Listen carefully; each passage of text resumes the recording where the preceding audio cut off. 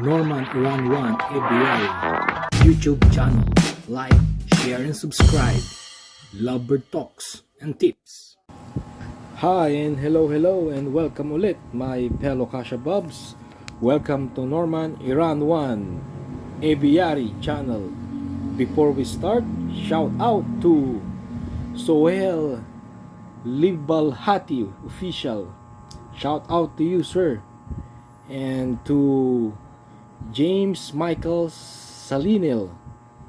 At may katanungan po siya, mga Kashababs. Sir, papaano naman pag Parblu Dilute pinare sa Blue Opa? Ano ang pwedeng maging offspring nila? Shout out to you, Sir James Michael Salinil or James Pogi 12. Yang tanong mo, sir, pag pinagpares po natin ng Parblu Dilute na visual sa Blue Opa na PF, ang magiging anak nila ay, dahil parehas silang Blue series, ang magiging anak nila ay Parblu Opa.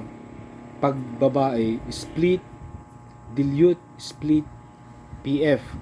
Kung sa lalaki naman, sir, Parblu Split Opa, Split Dilute, Split PF. Dahil ang pinagpares mo, parehas po silang visual na, yung isa may taglay na visual po na Dilute at yung isa naman visual na PF. Para mapalabas ang Dilute, recessive po ang Dilute, ganun din po ang fail follow or PF. Kaya kung wala silang kapares na Dilute o fail follow at visual po na Dilute, ipinaris mo sa isang visual na PF, yung anak po nila magtataglay po ng split na PF at split na Dilute. Yun po ang magiging kalalabasan ng anak nila. At ang sigurado po doon na 100% Parblu po. Dahil Parblu, papares mo po sa Blue. Yun po, mga Kasha Bubs. Kung babalikan mo po yung previous vlog ko, pwede mong hanapin po yung Parblu pair with Blue Opa. Doon mo po makikita kung ano yung mga pwedeng ilabas po nilang anak. Pwede pong maglabas ng Blue Opa na Split Dilute, Split PF din po. Shout out to Ed Hoyda Puta. Boss, ano po ilalabas ng paresang Yellow Bull, Split Ino at Blue 2? Pwede po bang pagparesen? Para sa akin, kung yan ang gusto mong pagparesen, nasa sayo yan, boss. Kung gusto mong pagparesen, pwede po. Kung yan ang gusto mo.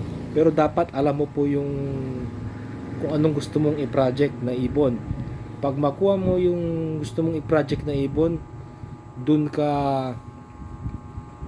matututo kung anong ibon ba o materialis ang kailangan mo sa isang ibon. Ano bang taglay nilang parisan or karga o ID.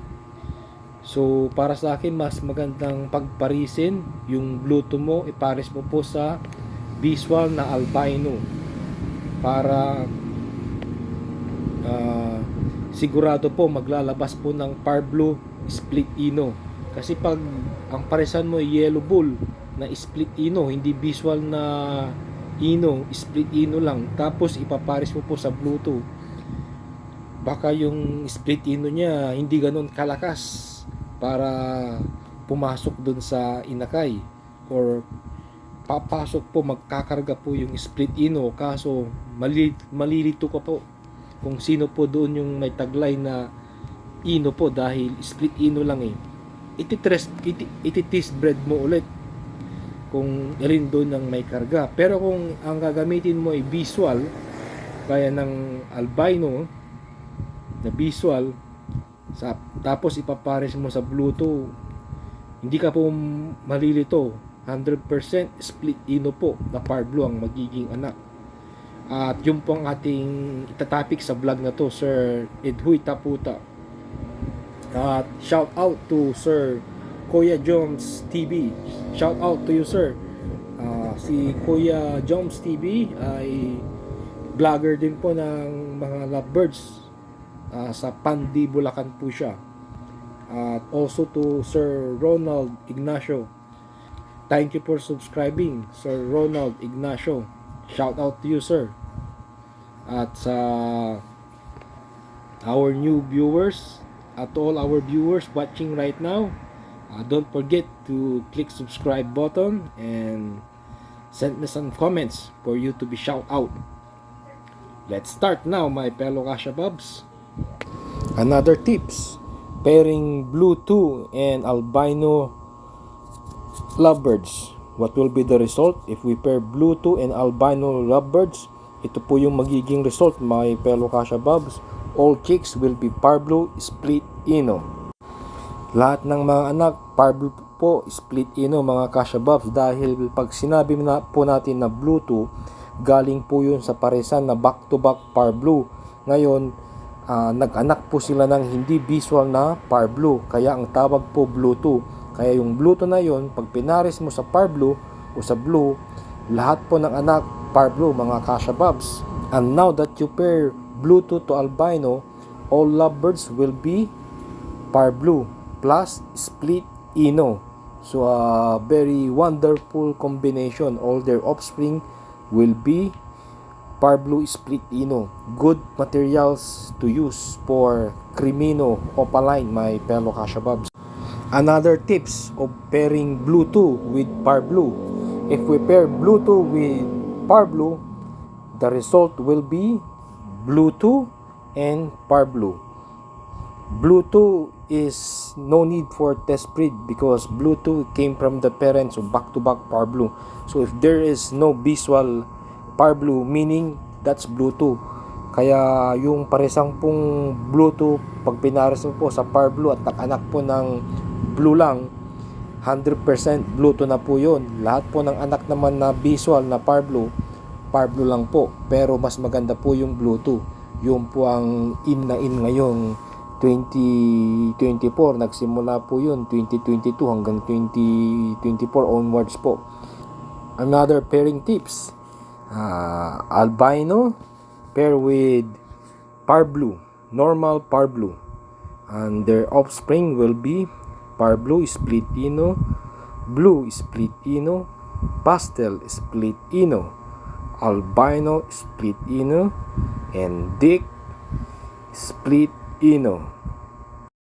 New tips and information, my fellow Kashababs. Use this as your guide in breeding lovebirds, and this will be exclusive only to my channel, Norman Iran 1, my fellow Kashababs. So if you find my video more interesting, please give me some thumbs up, and if it is not, still give me some thumbs up. Kung nagustuhan nyo ang video ko, mga Kashababs, pa-thumbs up po dyan, at kung hindi man, pa-thumbs up pa rin. At huwag kalimutang mag-subscribe sa channel ko nang marating po natin ang 10,000 subscriber, at maibahagi natin ang bawat kaalaman sa pagbibreed, pagpo-poster, at sa mga kalalabasan ng mga inakay na ibon na ating mga pagpaparising mga breeder. Again, thank you for watching, my fellow Kashababs.